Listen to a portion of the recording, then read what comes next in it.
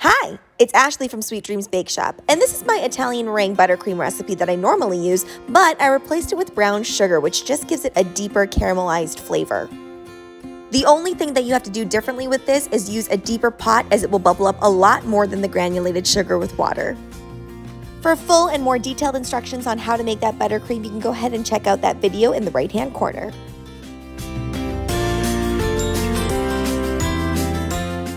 Today we are making a 2-tiered cake, and I'm actually using a 6-inch and a 4-inch pan. And this pan is the first one that I've ever purchased that has that removable bottom. After using it, 10 out of 10 recommend. Super easy, and I didn't even have to use parchment.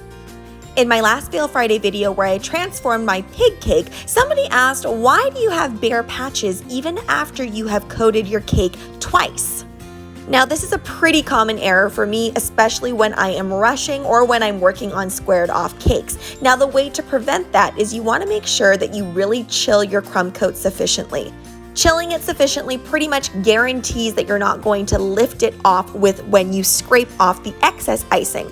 You also want to make sure that you do apply very generously and evenly all the way across. It's also important that with meringue-based buttercreams, when you're doing that final scrape off of the excess, that you don't push too hard. I pop both of those cakes back into the fridge so that they can chill some more before we stack them. It is a lot easier to stack cakes once they're fully chilled. Here I am making the cards. Now, the cutter that I had really didn't have a crisp edge, so I'm just crisping that edge up by cutting it off. To make these dice, I made a sphere out of fondant, and then I'm utilizing these tools, and I'm really just utilizing those ones because they're nice and flat. The recipient of this cake also really loves flowers, and I feel like roses with a nice deep color are really going to look good with the black buttercream.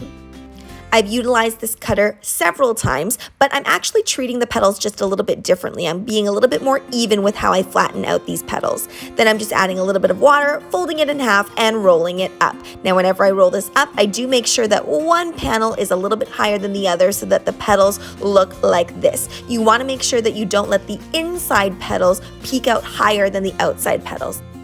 If you want a small rose, just do one layer. If you want a large rose, just keep adding more and more until you get the effect that you desire.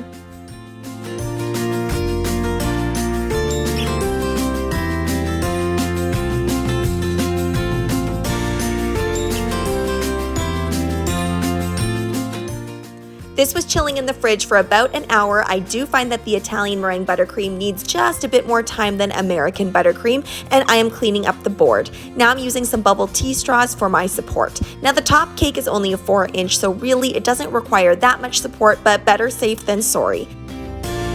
My best tips on how to stack this cake is really to make sure that your board underneath is perfectly matched to the cake on top. That's going to make things a lot easier. You also want to make sure that all those bubble tea straws are the exact same height.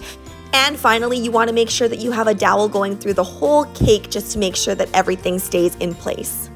Now, unlike American buttercream, Italian meringue buttercream does not crust up, so adding on these sprinkles is fairly easy to do. And you'll notice I kind of use my spatula to lift the sprinkle up and put it to the side of the cake. I'm going to start putting on some of those fondant details. You'll notice that the cards have now hardened, so they're nice and straight. And I'm also putting some on top, and I'm going to use some popsicle sticks as support on the back.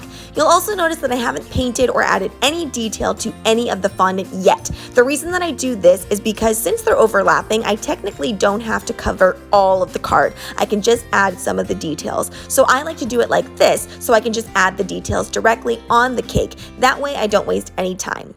Now, for the cards, I want to keep them flat just like cards are instead of piping on top of them, so I'm just using some edible food gel to paint on all of those details. This cake is only going to be shown from the front, so I don't bother doing a whole lot of details on the back, and you'll notice that with that coverage on the card, I really don't do much except for add some fondant on there. If this were going to be shown from all sides, I would be sure to make that card double-sided. Now I'm just adding a little bit of gold flake on here just for that little extra bit of luxury.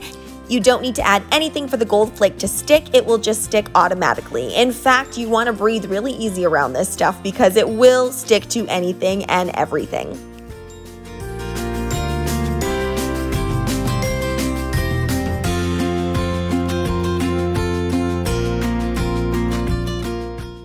I love how perfectly this fits on the stand, and the gold goes so well with it as well. I love the look of a 6-inch and a 4-inch. It's so adorable, and it's a great way to get a 2-tiered cake without having too much cake, though this can feed quite a bit still.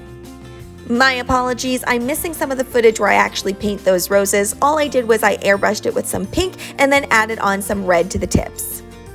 Now let's get into the pricing of this cake. So it is slightly cheaper than an 8-inch and a 10-inch cake, but we still have that price fairly up there because there is a lot going on with this, and anytime you get into tiered cakes, that ups the difficulty. And of course, this would be a custom order only. Just a reminder that all my pricing is in Canadian dollars. If you're looking for a more comprehensive video on how to price your cakes, you can go ahead and check out that video in the right-hand corner. Thanks so much for watching, guys. Don't forget to like, share, and subscribe so you can be part of the Sweetie fam. Right now, I'm uploading daily, so make sure you hit that notification bell so you know when I upload. Also, be sure to comment, request, or ask a question. I love hearing from you guys. Bye!